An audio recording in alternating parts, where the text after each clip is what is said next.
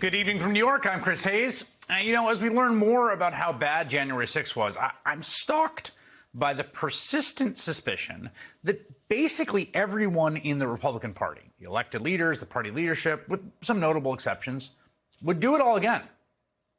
They would all support Donald Trump, all his anti-democratic intentions, his aspirations to be basically a fascist authoritarian. And even if it had gotten worse, we got really lucky on January 6th. It could have gone a lot worse. Even if the mob chanting "Hang Mike Pence" had made it to Mike Pence. They would do it again, even if that happened. I think that very strongly. And that's because they made a trade early on. It was a transaction between them and Trump. The trade was they would blindly support Donald Trump with all of the dangerous and obvious flaws and all the danger that he would put people in, which he did, of course, in order to have a shot at a supermajority on the Supreme Court. And that trade paid off. In his 4 years, Donald Trump confirmed 3 justices of the court, and they now have a 6-3 far-right majority. And it is already delivering for them in truly unprecedented fashion. Just today, on the final day of the term, the court limited the authority of the Environmental Protection Agency to regulate carbon emissions. Now, that authority exists under the duly passed and enacted Clean Air Act, of course, passed by Congress, signed by a Republican president, a law designed to, regulate air pollution and emissions. So there's a plan proposed by the Obama administration to regulate air pollution and emissions in the way of carbon that got struck down today. Now, it's complicated. The plan wasn't really even in place, and for a bunch of reasons, and it's not really even worth getting into the court's reasoning, because the court's reasoning is so pretextual as to be ludicrous. It's sort of a waste of time to run it down.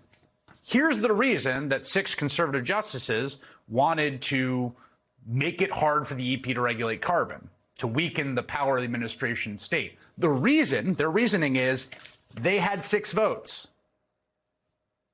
It's the reason when you're with a group of people deciding where to go to dinner, if 6 people want to go there and 3 don't, that's the reason. There's not a reason. You don't issue an opinion about where you went. You go there because you had the votes. That's what the court is.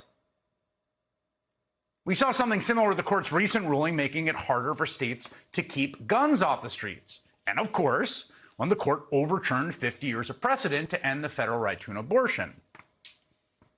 That's it. They have the votes. They can do whatever they want unless someone stops them. There's no other conclusion now, but the Supreme Court is, I fear, an acute threat to American representative governance and democracy. As Democratic Congresswoman Alexandria Ocasio-Cortez of New York said on Twitter, quote, "Members of Congress have sworn an oath to the Constitution. It is our duty to check the court's gross overreach of power in violating people's inalienable rights and seizing for itself the powers of Congress and the president." That's well said. That's what they did today. It's an idea that Congresswoman expanded on last night. And when we have the framing of, the framing of our government, the presidency, Congress, the president, Congress, and the Supreme Court are supposed to be 3 co-equal branches, co-equal, none with supremacy over the other. And when any one of those branches overreaches its authority, it is the responsibility of the other 2 to check the overreach of that authority. The Supreme Court has engaged in the overreaching of its authority. I think that's right on the money. And I don't even think that's like a particularly radical notion, right? That's actually like basic civics, foundational constitutionalism. The branches check each other. The Supreme Court does not exist outside the political system, outside the constitutional system. It can't just, veto legislative executive priorities, yoink this, yoink that, and avoid all accountability itself. It's in the system. Congress can and must serve as a check on the court in all kinds of ways, along with the president. Can limit the scope of the court's ability to review certain laws. You can defund the court. I kind of like the idea of making them work without clerks just so that they, don't have summers off. It can, in extreme cases, even impeach justices. That is something that's happened before. And of course, Congress and the White House can even alter the size of the court itself, something that has happened many times in U.S. history. In fact, back in 1803, when the Supreme Court granted itself the power to change or overturn laws through judicial review in Marbury v. Madison, the court was only made up of 6 justices, not 9. So Democrats have to be thinking aggressively, vigorously, strategically about what to do about this problem, how to rein in this rogue court. And if you want a model of what it looks like when political leadership engages the moment with the ferocity and ruthlessness it requires to protect our beloved institutions, look no further than the January 6th committee. I mean, at this point, the committee is, as far as I can tell, is like the only governing organ in the country that appears to be undertaking the project of fighting for American democracy with the zeal and acumen it deserves. And I don't think it's an accident that one of the key players in the committee is Congresswoman Liz Cheney of Wyoming.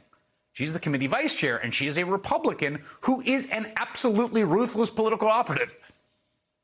Before Trump, Cheney was perhaps best known for smearing and slandering lawyers who offered defense to accused terrorists at Guantanamo Bay and Guantanamo Bay detainees as essentially agents of al-Qaeda themselves.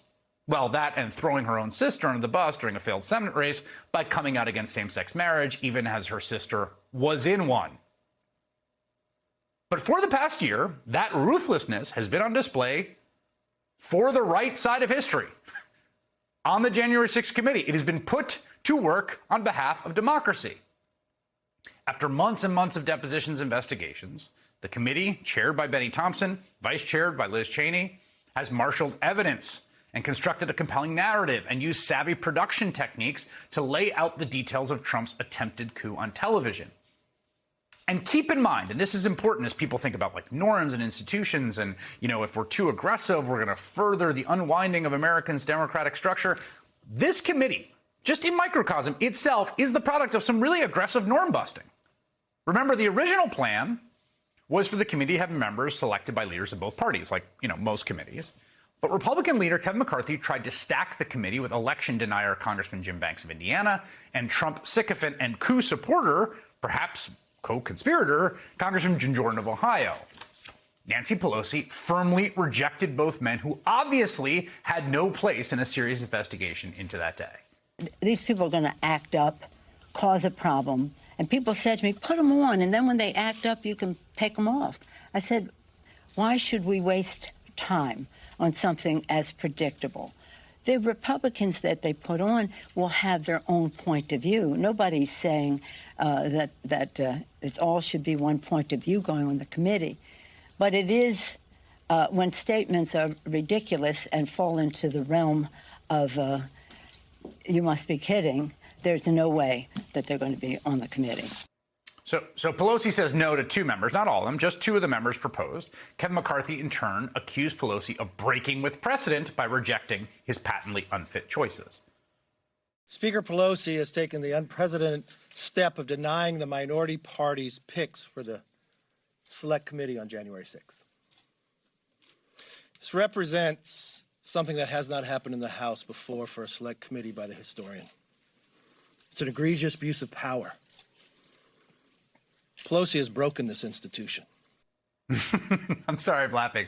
Kevin McCarthy doing his best, like serious face, broken this institution. The institution got kind of broken when a mob broke into it. But the point is, yeah, that was pretty unprecedented. Sometimes you got to break norms. Sometimes you have to play institutional hardball to save the institutions from themselves, to vouchsafe something more important than institutional status quo, which is American democracy. And as Liz Cheney pointed out, Congressman Jordan couldn't serve on the committee because he was a material witness. Congressman Jordan may well be a material witness.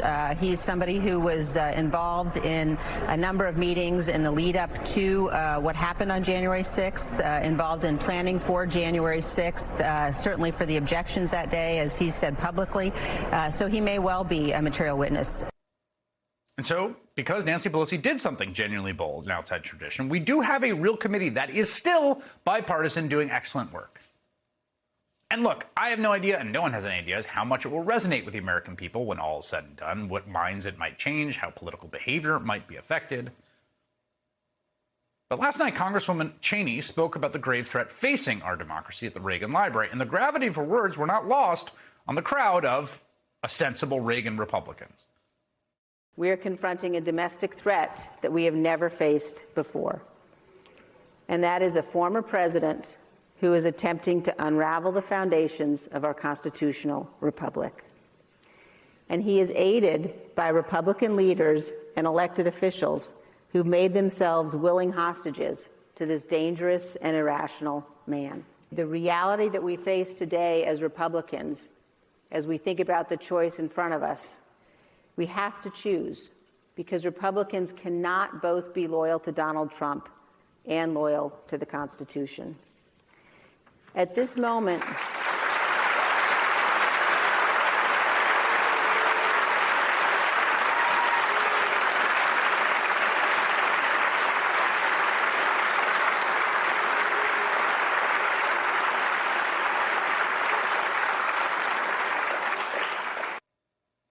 a small, self-selected crowd, but heartening nonetheless, right? This is why you fight. But as we've been saying, the other threat, perhaps the most acute threat right now, certainly in this moment, is, of course, the court.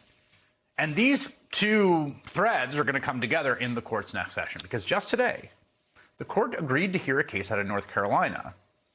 And that case gives this rogue court the ability to rule in a radical and destructive fashion that could give Republican state legislators essentially total and unchecked power to alter our elections. Basically, the theory being offered that some conservatives on the court seem anxious to endorse is sort of the formal version of the bogus legal theory that Trump lawyer John Eastman concocted to further the attempted coup. And so we are now facing a situation in which Justice Clarence Thomas may be able to succeed where his coup-plotting wife, Ginny Thomas, failed. And someone better do something about it before it's too late.